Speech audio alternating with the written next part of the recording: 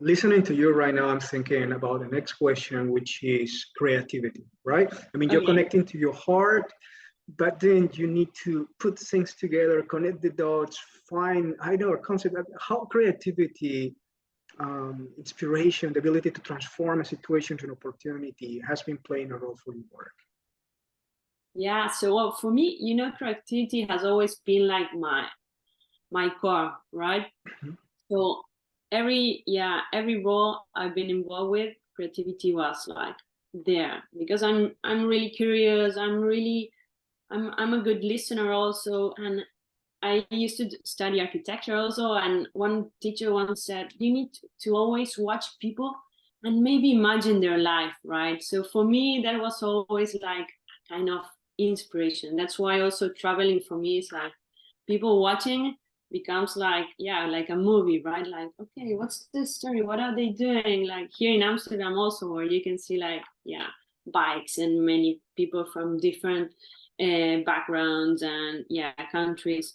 So for me, creativity is like you can find it anywhere, right? Like it's Right.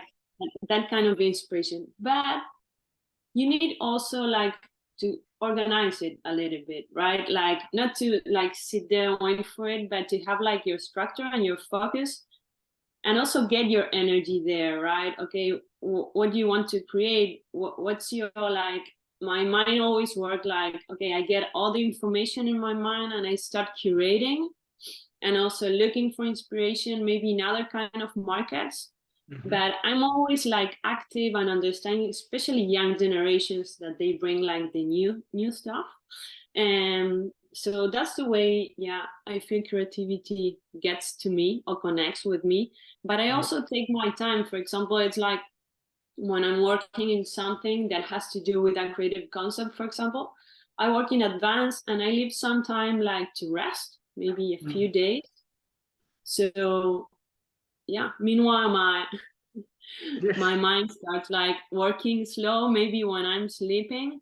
But because also my role has to do with synthetic thinking, right? To get like to short stuff that really create impact, right? That has to do with like a good strategy to be simple but Mhm. really gain the attention. So at the end it's like, okay, how to make it shorter but stronger.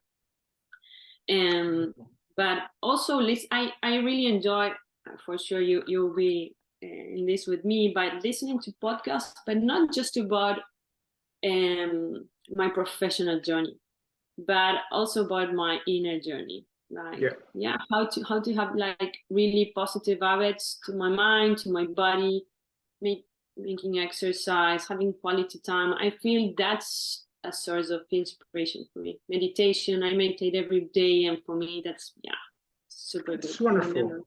And yeah, I'm hearing you, and I think you're sharing already a structure, organization, a technique, a method, to boost your potential and transform it into tangible creativity. I mean, when you're saying, okay, you just start doing the work and then you just let it, your subconscious mind, to bring more out of it, and then you use it later.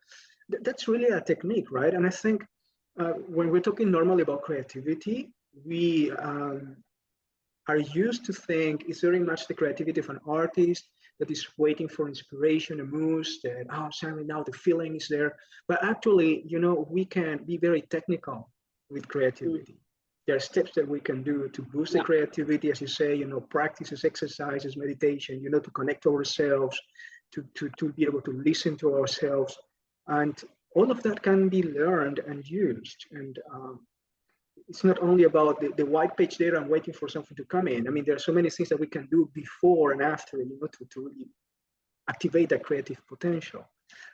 So I'm really grateful to hear, that you're really implementing all of these techniques and methods, because I think it's so necessary people listen to that, right? yeah, that's nice, Luis, because for me it's like sometimes I don't know what you feel about this, but like people need to study, keep on studying, keep on reading, keep on following someone, keep on, and it's kind of like overwhelmed the information. I'm trying also always to keep the balance, like not to get the FOMO of like, no, I'm missing out like some stuff. It's like, okay, you're doing what you can also, right? We are humans and we need time to rest and to get bored, right? Or to stay with your kids and play with your family. But at the end, it's like also always, like I said, like, well, there's like the practice make the master, right? Kind of like there's a quote, but it's like, if you find something that really makes you feel well, practice. Because at the end, if you feel well, your outcome will be right, right? Oh, that's totally true. I mean, to realize something in our lives, I think 5% of our day is moved by our conscious self. Okay. It is only five. So when 95% of our day is moved by our subconscious mind, if we learn to connect to that subconscious mind and repeating, letting that drop of information and feeling and emotion become vibrant in our hearts subconsciously, then something new starts happening by itself, right? And we have been listening about these all the time, everywhere. And today I start also with my own practices. And I came with this, oh, come on, everybody asks for information. But Yeah. actually what we need is to take action and to practice, to exercise, to do something for something new to happen. If you just absorb information and don't use it, don't take action, then nothing happens, right? And I'm just wondering all the time, as you say, there is overloaded for information, but people need to practice, to exercise, to do something, to train themselves. Yeah. To take it out, because it's like, well, I can compare it like with brands, right? Because it's like, okay, you can be like the best product in the world, but if you don't say it and if you don't express it well to the people or connect with what they really look for, it's like you can get out, right? It's like, Yeah. well, kind of like entrepreneurship, right? Like, okay, what's your value, right? What do you have to offer different? So in a way, I feel like, okay, educating, it's amazing, but there's not only one way of educating your brain. It's like your mind, also your spirit, your energy. Like, I feel like there are many ways that, and also they're for free. Like, it's like meditating. It's like 20 minutes a day. We all have 20 minutes, and it can be That's like true. super powerful for your day. So yeah, the balance also, right?